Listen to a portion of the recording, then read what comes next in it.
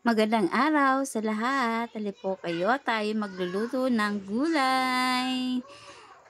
Yan, tayo ay mag-slice ng eggplant. Yan guys, tingnan niyo po ang ating eggplant. Fresh na fresh. Galing sa farm. Ayan po. Tapos, tayo magbalat ng kalabasa. Yan guys, tingnan nyo.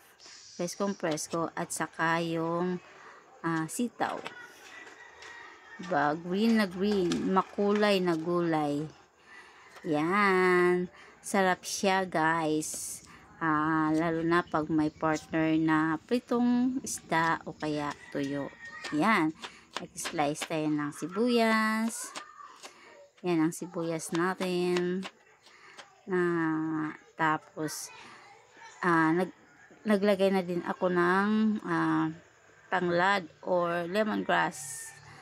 Yan guys, may kasama din yung okra at saka mga luya, lemongrass. Ayan. Thank you for watching. Ayan, nagpiga na tayo ng ating gata o niyog, coconut milk. Ayan na po, luto na po ang ating ulam. Yeah, please like and share. Thank you so much. See you my next video. Bye-bye. Thank you so much po sa lahat. Bye-bye po.